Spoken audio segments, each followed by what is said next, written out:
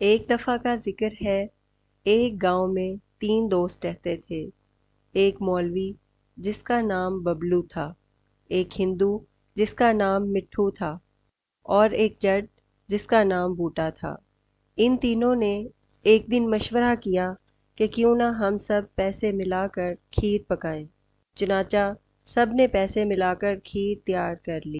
جب کھیر تیار ہوئی تو کھیر کو دیکھ کر مولوی ببلو کے دل میں لالچ آ گیا اور اس نے سوچا، کھیر تو بڑی زبردست تیار ہو گئی ہے، کیوں نہ کوئی ایسا منصوبہ تیار کیا جائے جس سے ساری کی ساری کھیر میں اکیلا ہی ہڑپ کر جاؤں اور ان دونوں کے ہاتھ کچھ نہ آئے۔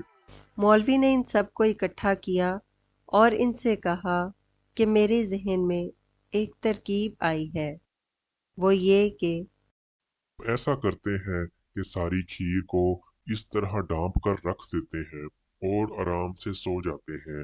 صبح ہر شخص اپنا اپنا خواب سنائے گا، جس کو سب سے زیادہ خوبصورت اور اچھا خواب آیا ہوگا وہی ساری کی ساری کھیر کھائے گا۔ مولوی ببلو کا یہ خیال تھا کہ چونکہ یہ سب ان پڑھ ہیں، اس لیے میں ان کو اپنی باتوں میں الجھا کر ساری کھیر اکیلا ہی کھا جاؤں گا۔ سب اس کی بات پر رضامند ہو گئے اور سو گئے۔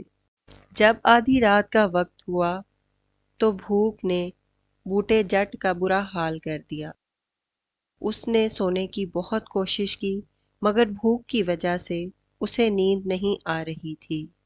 اس نے سوچا، خواب تو تب ہی آئے گا جب نیند آئے گی، اس سے بہتر ہے میں تھوڑی سی کھیر کھا لیتا ہوں تاکہ مجھے نیند آ سکے۔ وہ چپکے سے اٹھا اور مولوی ببلو کی چارپائی کے نیچے سے کھیر کی دیگچی نکال کر کھیر کھانا شروع کر دی۔ کھیر بہت مزیدار تھی، اس لیے جٹ ساری کھیر ہی کھا گیا اور پھر آرام سے سونے لگ گیا۔ صبح کے وقت مولوی ببلو نے دونوں کو جگایا اور کہا کہ سب اپنا اپنا خواب سنائیں۔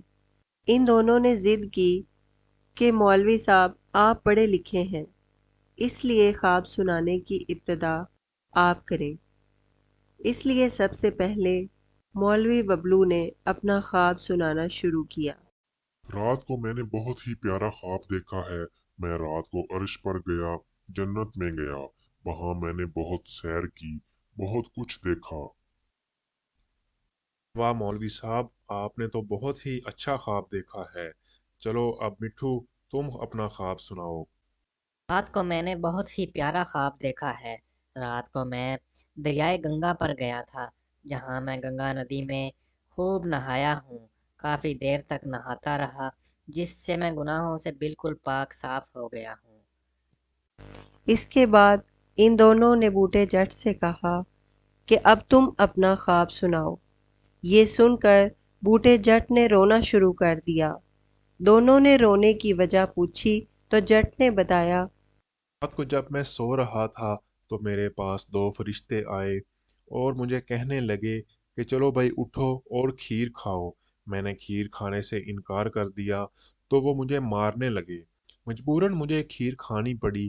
جب آدھی کھیر ختم ہوئی تو میرا پیٹ بھر گیا تھا، اسی لیے میں نے مزید کھیر کھانے سے انکار کر دیا تو وہ پھر مجھے زور زور سے مارنے لگے، اس لیے مجھے مجبوراً ساری کھیر کھانی پڑی۔ اس کی یہ بات سن کر مولوی ببلو بولا، ارے پاگل، جب تجھ سے ساری کھیر نہیں کھائی جا رہی تھی تو مجھے ہی جگا لیتا، باقی کھیر میں تمہارے ساتھ کھا لیتا۔ مولوی ببلو صاحب، میں تو آپ کو جگانے کے لیے بھاگ کے گیا تھا، لیکن اس وقت آپ چارپائی پر نہیں سوئے ہوئے تھے۔ میرے خیال سے اس وقت آپ عرش اور جنت کی سیر کر رہے تھے۔ او بوٹے، اگر مولوی صاحب جنت کی سیر کرنے گئے تھے تو کم از کم مجھے ہی جگا لیتا، میں تو ادھر ہی تھا، میں تھوڑی سی کھیر کھا لیتا تمہارے ساتھ۔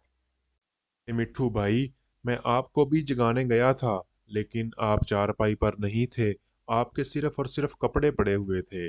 مجھے لگتا ہے آپ اس وقت گنگا ندی پر نہانے کے لیے گئے ہوئے تھے۔ اس طرح بوٹا جٹ ساری کھیر کھا جاتا ہے اور وہ دونوں دیکھتے ہی رہ جاتے ہیں۔ ویڈیو اچھی لگے تو اس کو لائک اور شیئر کریں اور میرے چینل مورل مستی کو سبسکرائب کریں۔ شکریہ۔